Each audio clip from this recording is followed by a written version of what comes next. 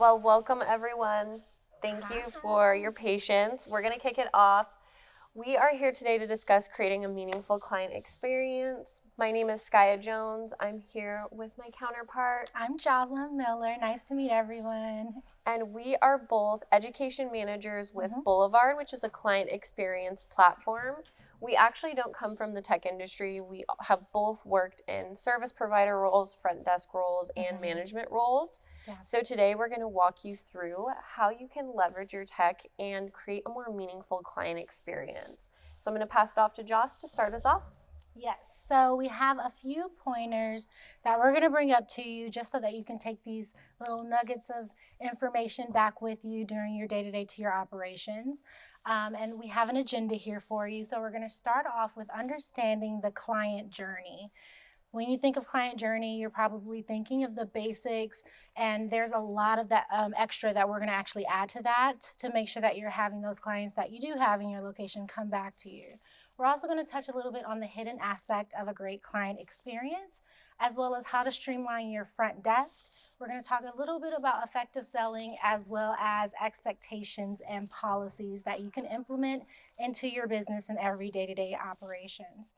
So to start off, I'm wondering, and anyone can throw out some answers here, but wondering what's the first thing that comes to mind when you think client experience? First word, first phrase, is there anything that comes to mind for you? Anyone? First impression, yes. We're going to touch a little bit on that actually. Anything else that comes to mind? First client experience. Anything? Well, that is a really good one. You do want first impression to be everything because that can make or break that relationship, right? So when I think of client experience, I'm also thinking of the basics, like you have the client that walks in, they or book their service with you either over the phone, online. You also have, as well as like checking in for the appointment, receiving that appointment, and then like they're checking out. So from a customer's standpoint, they're thinking of just those basics, like those three things. But if you're taking a step back and actually looking at it from the professional's point of view or an owner's point of view, there's a lot more that's going to go into that. And that's what we're going to call that client journey. So for this, you'll see it starts off with that booking process, goes into the preparation and preparing for actually that appointment, the welcome once they actually arrive, as well as the services, the send-off, and then the nurture to then get them back in and start that cycle again. So we're going to dabble a little bit into each one of these. Yes, please feel free to take pictures of every single slide. We added a ton of information here for you. So starting off with that booking. So let's say I'm a client, I'm looking to book an appointment. My first thing is I'm either going to go online or call the actual location to book in person, right? This is something that needs to always remain seamless. Has anyone in this room, because I know I have, has anyone in this room actually stopped booking with a specific business because it was like overwhelming at the time of booking, or they may not, like it wasn't professional when you were talking on the phone with them? Because I know that's happened. Right. I definitely have. If they don't have online booking, I'm generally going to go to the next business. Exactly. Or if they're unprofessional, I'm like, okay, you know what, this is the kind of vibe or energy that I'm getting now, so it's probably going to be the same once I get in the location. So yes, I have definitely said, nope, not happening. So with this, you want to make sure, again, it's as seamless as possible, smooth, easy, and something that's going to make it so that they're able to easily book with you. Now, a couple of things do need to happen for that. Of course, as I mentioned, that online booking is for sure going to need to be as seamless as possible. And then, in addition to that, if they're booking in person, you want to make sure, like person or over the phone, you want to make sure that your team is very professional and top tier with that experience. They need to be experts, professional, personalized, and they need to be able to anticipate those client needs. So when we think of experts, we're thinking the services that they're receiving. You want to make sure that your front desk team or whoever is booking that appointment understands everything that has to do with your business and the services you offer, right? They can't guess exactly what goes into the specific service. They need to be fully understanding what goes into each service. That also goes for the products. If you have products that you are selling at your location, as a front desk person, they need to understand you everything have to about have them. All the information, maybe even educating them on the ingredients within those products, because those are questions that can come up when they're speaking with clients. You're also thinking about prices. The first thing someone's going to ask is what's the price of this? So with that, you want to make sure that they are fully understanding the pricing for every single service and product that you offer at your location, and that they're experts and feeling very confident when they're speaking with your clients. You also have professionalism. Of course, we work in the industry where you can get those clients that are becoming best friends with us, or you can get the ones that are evil and not nice, and you're like, you need to leave my location. But either way, your front desk team needs to be the one to stay completely calm and professional with them at all times. That needs to remain top tier, no matter what kind of confrontation or non-confrontation that is. You also have personalization. Now, you're actually gonna hear me talk about personalization a lot during our interaction today, just because I think this is kind of what makes and breaks that relationship with your clients. They wanna feel like they're not just another number on your books. So there are tons of ways that you can personalize, even down to something as simple as just calling them by their name. Like, as opposed to asking them what their name is, knowing what their name is before they even walk in. And there's ways that you can definitely do that. So we can talk about that a little bit later. And then the last one I have on here is anticipation. So you want to make sure that you're anticipating your client's needs. As a business owner or as a service provider, you already know exactly what your client needs before they arrive and after they arrive. So putting yourself just simply in their shoes and understanding what that looks like is going to help you understand how you can anticipate their needs. For example, if I know someone's booking a base service or a specific service with me, I should have a list of other services that I know will pair well with that, something that complements that. So I can anticipate their need in knowing that they need that information or that they need that additional service. Yeah. You're in a suite. Yeah. You don't have that extra suggested. Mm-hmm. What do you suggest to separate that? For anticipating their needs? The first three. Yeah, definitely. So it depends. They're in a salon. Absolutely. There's definitely ways to kind of make the experience unique. So it depends on your setup. If you do have a suite and you want to do something that is in regards to making sure like you're experts, that should be something you are, because you're the one making the services, of course. So yeah, you're an expert already. So that one's checked off. Right.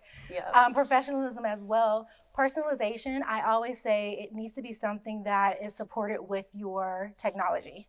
So just curious, what are you using for like booking your services for everyone? They text me. They text you. Absolutely. But they don't really do it. Got it. Yeah. Yeah. I think definitely having tech that can automate as many of these processes. So whether that's they have self check-in where they can put their phone number in and be confirmed for their service and know, okay, set for the right time, the right service. So wearing all those hats, you have to have a system that automates and does most of those things for you. So you can focus on the actual service, spending time with the client and their experience while they're in your suite with you. Yeah. That automation is going to help you with a lot, and like getting that information beforehand can help make something as easy as anticipating exactly what they need. Yeah, good question. Please ask more questions if you have any others. All right, now let's jump into prepare. So before they actually arrive for the service, there's some things that needs to actually take place on your end as well as on the actual client's end. So for example, I have notes, forms, reminders, all of these need to happen before they actually come in for the service. So when I think of notes, I'm thinking of pretty much anything and everything that has to do with this client. You want to add this to the note. I made a rule when I was back in my management days that every single appointment has to have a note. I want to know the tone of that client. Like, were they happy? Were they sad? Was there something that they were coming for specifically, so that you know exactly how to interact with this person when they make it to your business? Or even something as simple like, let's say I just got off a call and this person told me I have a hot date coming up. I'm going to add that to the notes. So I could have that conversation like, okay, who's this guy? And what do you want to do? How do you want your hair? Because that's going to make that personalization a little bit easier when you're getting anything and everything in regards to that information. And then forms. Forms are really important. You want to make sure that you're getting that information. And even better, you want to make sure that you're getting it ahead of time. So if you're able to have some type of system that's going to help automate that, where you're capturing the forms and all that information beforehand, as opposed to them coming in I always say try to get away from paper forms. No one 15 wants paper. minutes No one wants before. to do that. Right. Like I hate arriving 15 minutes before an appointment to fill out like a waiver or a form. If you can find a system that's going to do that for you, A+. You have that information beforehand. They're able to fill it out while they're in their bed, laying down, watching Netflix, and you'll have that then stored within your system. And then also I have reminders on here. So again, automation is key for this, getting a system that's going to show you or send out those automations for you for reminders. But of course, if you don't, you always want to make sure that you're sending them out either email or calling and reminding them, because the worst thing is for them, of course, not to show up. Money is lost. You just don't want to go down that route. So always send those reminders over. Now for welcome, you always want to personalize this experience. This is kind of where you're going to be able to make them feel special. You're going to be able to use those personalized notes that we had beforehand. Those now go into play here. So welcoming them, of course, and personalizing as much as possible. My biggest thing is calling them my name. For Boulevard, we actually specifically have a feature where you can see social media and you can actually see their picture before they arrive. So let's say it's a first-time client and you walk in and you greet them by first or last name. That already elevates that experience. For me, it made me feel like a celebrity, but has anyone walked into a business and they already like knew your name or called you by your name? Doesn't it make you feel like, you're like, oh, you guys know me? I love that feature too. It's so important. As a service provider, when you see a lot of clients throughout the day, it's also really hard to remember. Faces, names can get mixed up. So being able to be like, okay, yes, I remember now. I talked to her about a balayage and extensions. And then you're like, okay, I have all of my T's and I's crossed, dotted, and we're ready to see them. Yeah. What were you going to say? I'm sorry. Okay. Yes, that is going to make them feel warm, make them feel welcome. And honestly, that's a place that I would go back to. You know, I would pick that over somewhere new that I'm trying out. So yes, always wanting to personalize that. Of course, during the welcome, you want to do the basics, making sure that you're confirming the time that they have, who they're paired with, all that good stuff to make sure that we're booked with the correct information. And then, yes, again, those notes, those personalized notes that you added, use those when they are checking in and confirming that. So each individual employee that is speaking with your client is able to use that note and have that conversation with them so that they feel heard. Any questions? I know I'm going kind of fast. Yeah? Okay, good. Now, services. This is where the magic is going to happen. Of course, this is where you're either providing a hair service, massage, whatever the case may be. But you want to have some key things that stand out here. I always say, make sure you have a unique menu as well as unique space. You want something that's going to help you stand out, right? So this is going to be that perfect time where you're making a unique menu. And when I say unique, I mean also very simple to understand, something that's not truly overwhelming, because that can also shut someone down and say, you know what, let me look somewhere else. I also added upselling and enhancements.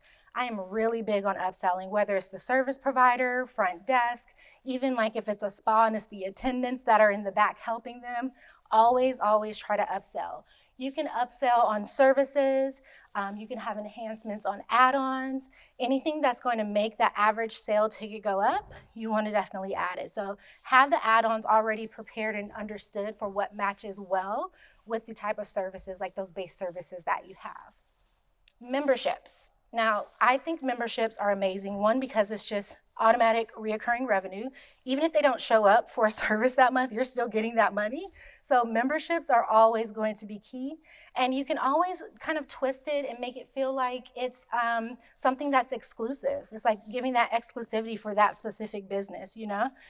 So I always say memberships, and of course have those perks with the memberships. You want to have like that 10% discount on all other services or other retail that you purchase throughout the month, because that's definitely going to get you some extra money in the door. And then lastly, gifts are never a bad idea. Whether it's a free champagne, even something as simple as water. I saw you drinking water.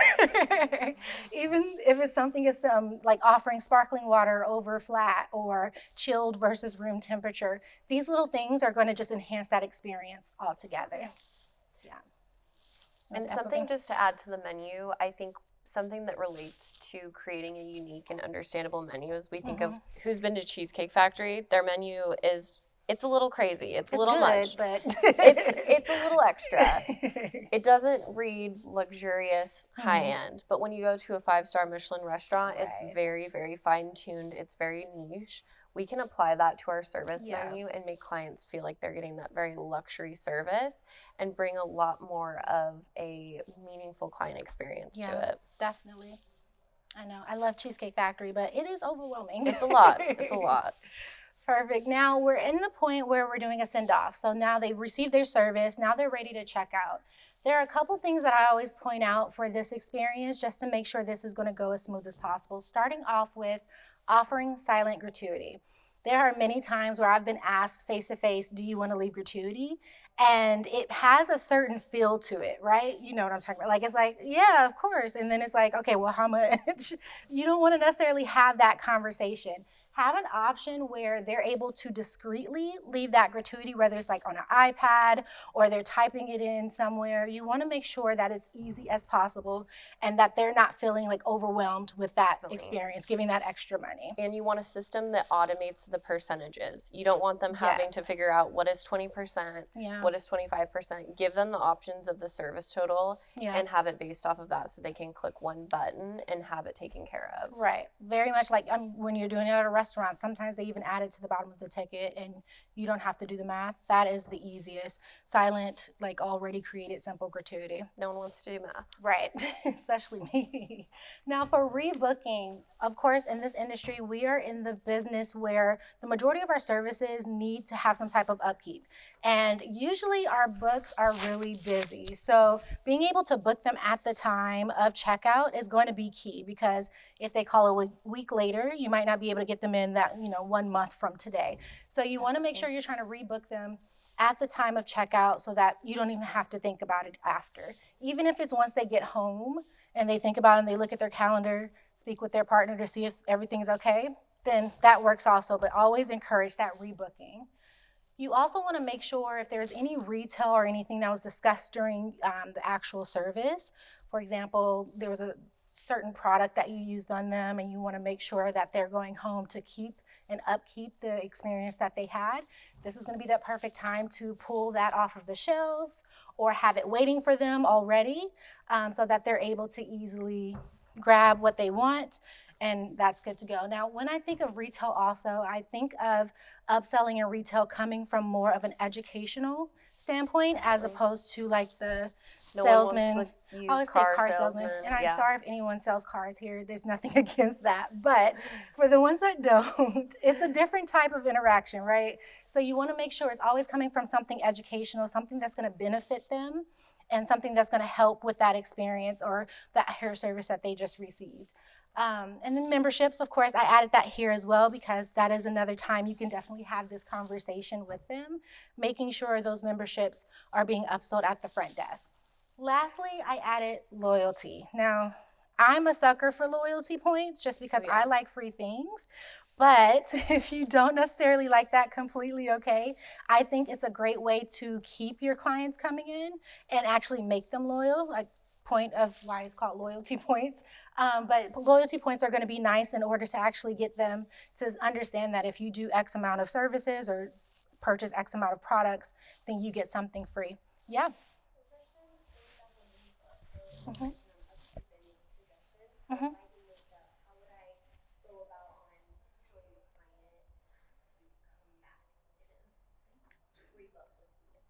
That's a good question. Yeah. I think a lot of things that could be beneficial for that situation would be automated marketing and also something where referral based. So, hey, did you love your makeup service? Do you have any friends or families that have events coming up? I would love to see them. If you refer them, then you get 20 off or they get $20 off or % off, whatever works best for you. And that's a great way to kind of nurture that send off and still remain in contact with them. And also, do you offer, like, is it permanent makeup or just a... Yeah. Yes, perfect. I was going to say definitely start dabbling into that because that's going to be that, you have to have that upkeep for that, Yeah, definitely. Any other questions on this? Mm-hmm. So, you know how you're talking about the release points? Yeah. Would it be like to do it on the retail and the service as well, or just on the retail? You can do it on both. It depends on exactly what you want to do. Every business owner looks at it differently. So I do have some businesses that will do it strictly on services and some that do it on both, on products and services. It just depends on how much you want them to accumulate before they actually start receiving little chunks of discounts or free products or services off of it. Yeah. And you should have a system that allows you to have control over what gets what. So if services receive higher points or products receive higher points, there should be customization there so you can make it fit for your business model. Definitely. Yeah. What software do you guys recommend or like to keep track of all that stuff? Yeah, definitely. So we come from Boulevard, which is a client experience platform. All of the things that we're talking about today are something that we have built into the platform. So I would definitely recommend taking a look at it. Any system that is going to streamline or reduce the amount of platforms you need is going to be beneficial. And then you also want a system that's going to reduce any manual work and really automate as much as possible. So when you're shopping for systems, we'll touch a lot on like when you're shopping for platforms and systems, what to look for and like what to make sure they have. But really all aspects of what we're touching today, a platform should be able to offer. And we do have a booth downstairs, so we can always give you a demo to show you exactly what that looks like. Yeah. Perfect. Any other questions? Okay, cool.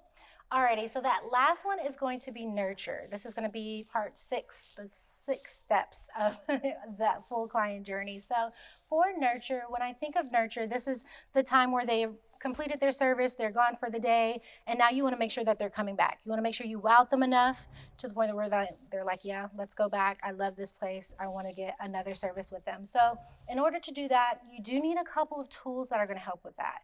I start off with smart marketing.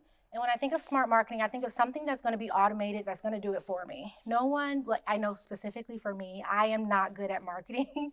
I will pay someone to do it. However, you should have a system that's going to be able to help you with that already. And when I think of smart marketing as well, I think of like a set it and forget it type of flow. For instance, I create the template that I want to send and what I want the email to look like. I have the audience that I want to send it to. And then from there, everything else should be taken care of by that platform. So you want to make sure that you have some type of smart marketing included within that to get those clients back and for retention. Now, the second thing I think of is reporting. You need to know what you're doing with sales. You need to know what services aren't necessarily doing well or the ones that are doing well, as well as some type of forecasting reporting so you know what's coming up and what's already on your books, and also those marketing emails to know if those emails are actually working, those campaigns that you're sending are actually working. So definitely have something that's going to have some robust reporting and even custom reporting.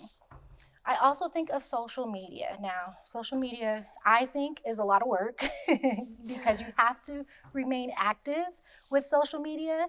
And if you don't stay active, then you start, the algorithm starts going off and all these things. So you want to make sure you're staying active. You are posting anything that has to do with your work and promoting things about you and your business.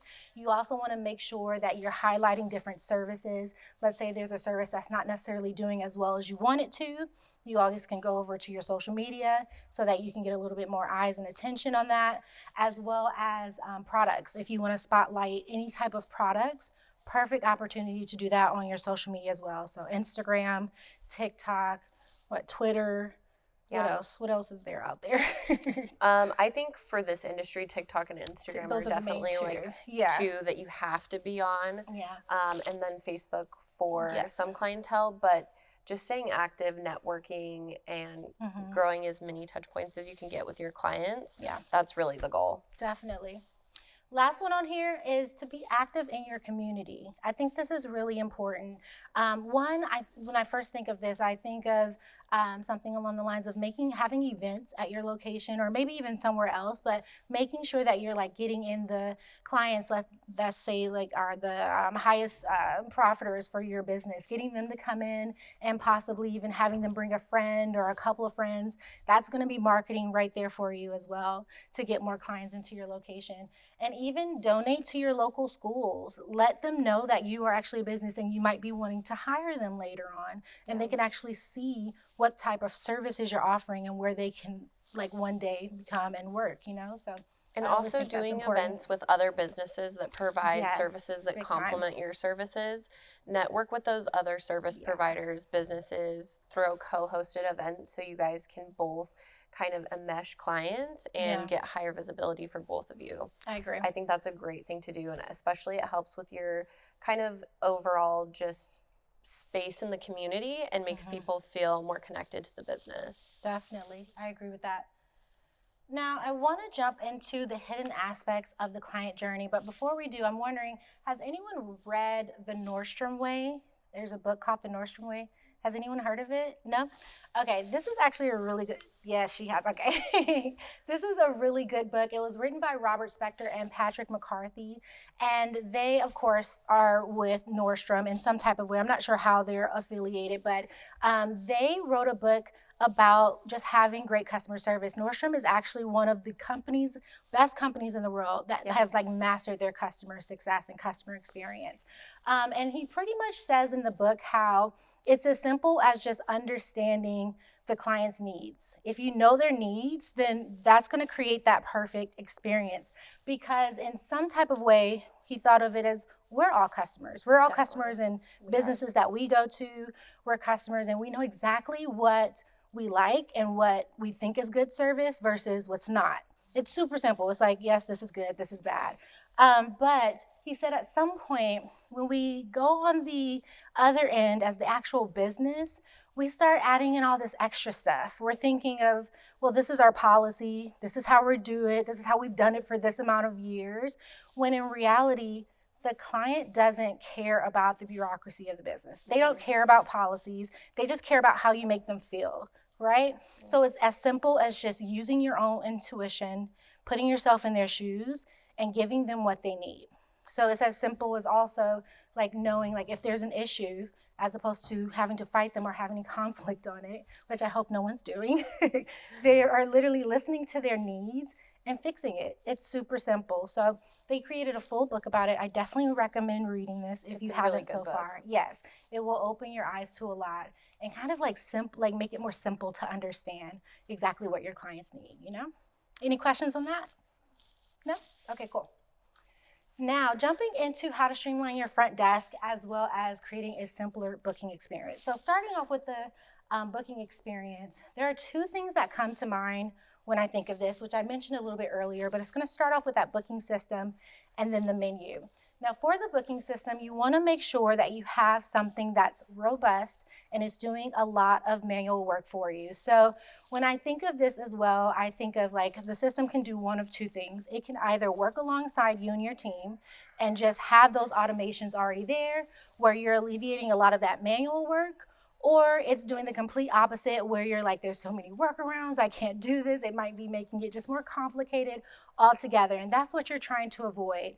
So it's very, very important that you, when shopping for a software, you're looking for something that's going to fit your needs, maybe even write out a list of exactly like your must-haves in the system. All the must-haves, questions, what you need for your business, and come prepared when you're researching. Right, exactly. Definitely do your research. Don't go for the first thing that you see. You want to make sure that you're doing your research. Compare one to another to see exactly what fits your needs the most, because that can make or break that first experience that you have with your clients.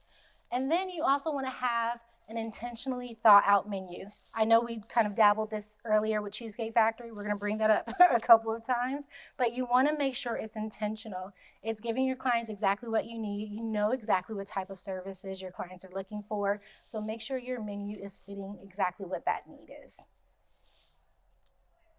Now, to speak a little bit more about your front desk. For your front desk team, you want to make sure that you are coaching them and they have all the information that they need. So when I think of coaching, I think of course, training on services, training on those products that we mentioned, learning the ingredients in the products, knowing exactly what's a good ingredient versus not good ingredient, and making sure that they're feeling comfortable with that.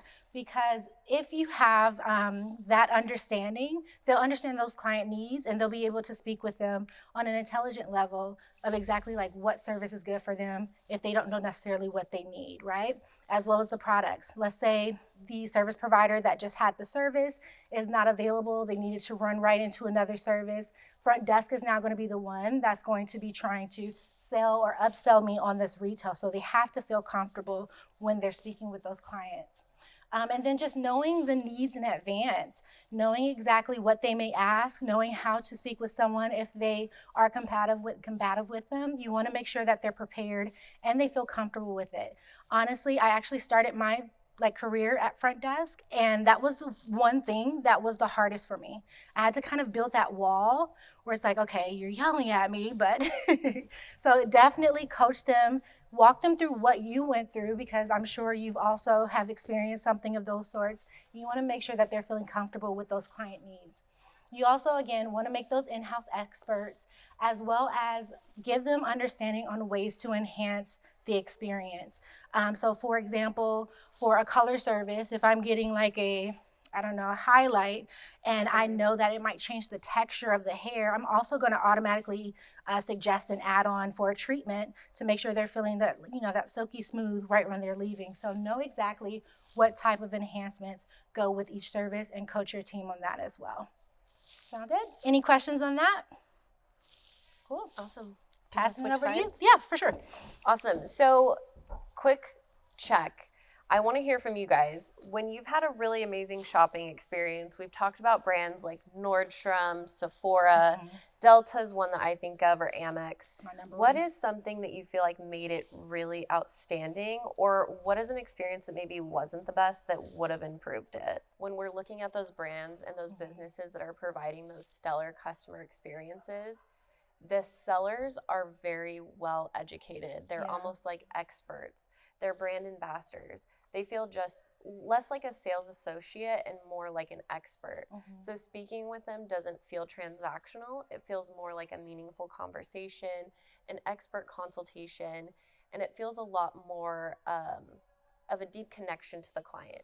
This makes clients a lot more likely to stay loyal to that business or that brand, but also makes them more willing to spend a higher amount to get that experience. So how are we able to bring our sellers to this level of expertise or give this really high-end buying experience? It really does all start with effective selling. So this means not just telling someone to buy a product because they want that upsell, they want that commission, right? We're telling them to sell based off of their knowledge and their expertise. We might be biased. We're education managers, so we love knowing everything about what we do and really getting granular with it. But education really is the key to being able to sell confidently and sell correctly. So the more you understand services and products, even if they're not something you may offer yourself, maybe it's other stylist that does it, or maybe you're front desk and you want to help improve retail sales for the salon. Understanding everything at a deeper level will make you feel more confident when speaking with clients and customers, and also make you feel more confident in your recommendations to those customers. I'll give an example of this. I've been going to the same hairstylist for almost 10 years, which statistically is longer than most marriages, I'm pretty sure. But she has raised her prices multiple times. She has, changed locations, which had made it more inconvenient for me to go to her. But I will always still sit in her chair. I will pay whatever she charges because she takes the time to make the client experience outstanding by making product and service recommendations that are actually meaningful to me and what I actually will benefit from. I've never once felt pressured into buying a product that wasn't what I needed. I've never once taken something home that didn't work for me. So I continue to go to her and will do whatever to keep seeing her, and also refer other clients to her because it's such a good client experience. So she's really done that through continued educations and trainings, and she's invested in herself, which in turn has brought an increase in revenue, and now she's booked out for like a year at a time. So that investment was extremely profitable for her. The other aspect of this is you should have technology that allows you to access your customer's buying experience or insights at a click of a button. So if you have a client who's returning and you don't know what they purchased at their last appointment, that's a no-go. You have to be able to see, hey, I see you bought this 3 months ago. Are you ready to re-up on your next bottle of shampoo or conditioner? Or do you want to try something that complements that product? The second aspect of this is compensation. High-performing sellers have to be compensated fairly in order to continue to push that incentive to perform highly, right? So this doesn't have to just be a basic percentage given on the sale of a service or a product. This can be a lot of different things. I really like goal setting, even if it's for yourself as a provider or if it's for a team. Looking at KPIs like utilization percentage, average sale per client, things like average service to retail ratio, things like that can be a little bit more creative and push your productivity and give you a goal to shoot for is really effective for driving that. So you should also always have tech that supports this data. If you can't pull a report really seamlessly and see what these KPIs are, then it's not a good fit. You have to be able to understand your numbers and pull these reports easily. So there's something that can happen, especially in today's world of e-commerce and next day shipping. When we have a client who leaves without purchasing their favorite retail products or part of their regimen, what are they going to do? Exactly. Right. They're going to buy it online. I don't blame them. I Amazon Prime all the time. Next day Same. shipping is amazing. But we're losing that revenue and we're decreasing the loyalty to our brand by having them go elsewhere to buy that product. So how can we close this? How can we solve this problem? Working with affiliate links, authorized online retails, there's a bunch of ways that we can see some revenue from those client purchases without actually having to fill those orders ourselves and deal with kind of the operational aspects of e-commerce. So work with your brands, work with your suppliers, and make sure there's a way for all of your clients to purchase retail at home and have it shipped directly to them. So we've talked a lot about different aspects of creating a meaningful client experience, how to improve that, and how tech leverages that. But there's a really important factor here of protecting and maintaining this experience for clients. And it starts with something I like to call CYA. Who's heard of it? Who knows what it means? I love it. In the back, cover your ass. You are important. Your time is valuable. You have to protect that. So setting things like client expectations and policies allows you to continue doing this and to really maintain the highest level of service providing and being an amazing provider in business. So first non-negotiable is setting client expectations. Clients need to know they cannot late cancel, they can't no-show, and if they do, there'll be a fee that protects that lost revenue. They need to know what is expected from the time of booking so they can know if this is going to be a good fit. If they're someone who likes to late cancel or no-show and they know their card's on file, maybe they want to go elsewhere where a policy won't be as strict, and you want that. You don't want a client that's always canceling or no-showing. So your tech has to leverage this. I think everyone should hold a card on file or take a deposit for a service. Your time is valuable. You have to protect it. Even when it's uncomfortable, it's something that's becoming a norm in every business. Even dentist's office are doing it now. So make sure your tech in your online booking takes that card, validates it, or can take a deposit. What this can look like, there's some examples here of what a cancellation policy can look like highlighted in the online booking experience. But I also like to call out there's other things that you can set to help the client feel more prepared for their appointment and feel like they know what to expect coming in. So example, if it's hard to find parking at your business, outline where they should park and what to expect to pay for parking. Do you have policies on if guests can bring children or friends, things like that? Highlight that so there's not any surprises or anything unexpected when they show up for their appointment. This is key. Your tech needs to enable all of this as well. So the second portion of CYA, and this is a very, very important part of it, is documentation. Jozlyn discussed how we can use intake forms and notes to remember important details about the client to improve the customer experience. But there's also an aspect of documentation that we can use to protect ourselves as providers and protect the business. So first off is waivers. You have a client come in for a consultation for hair extensions. Those are expensive. It's a timely appointment. It's a long process. Grabbing a quick signature up front can ensure that there's not going to be any sort of tension or uncomfortableness when they go to check out, or maybe any pushback on pricing. I like to use the example too of, let's say you have a client come in who's been box dyeing their hair dark brown for 5 years and they decide they want to be a platinum blonde. That is a lengthy process. It usually can't happen in one appointment. So getting a signature saying that the client understands that this is going to be a commitment and a process and they're not going to be platinum blonde at the end of their appointment can protect you in the case that they come back and they say they want a full refund because they weren't able to be platinum after one appointment. So really getting those signatures and doing it on an electronic form is the best way to protect yourself, and always document things. The other aspect of documentation is you can use this to help yourself prepare for appointments beforehand. So intake forms are a really great way to do this. You should have a system that's automating intake forms being sent to clients to be completed before they come in. You can use this to improve the customer experience by asking, what's your favorite refreshment? Do you have any snack preferences? But I like to use intake forms for asking questions like, when was the last time you had color applied to your hair? Or when was the last time you had a permanent makeup application? Things that can give you insight into what they might need so you can really prepare for what you're going to recommend for them. And, if they come in and they have hair down to their waist and they're scheduled for a color correction and you need more than time allotted, you can look at your schedule and fix that before they come in. So it's a much more seamless client experience. Any questions? Yeah. Yeah. Yeah. Sometimes clients don't read it. Yeah. Do you think it's best to kind of say that over the phone or in person? Chance, what is the best way to say that? Yeah, definitely always have a talk track for your policies outlined. So when I was a manager, something that I did that was really helpful was actually typed out exactly how to talk about the cancellation policy and why we have it implemented.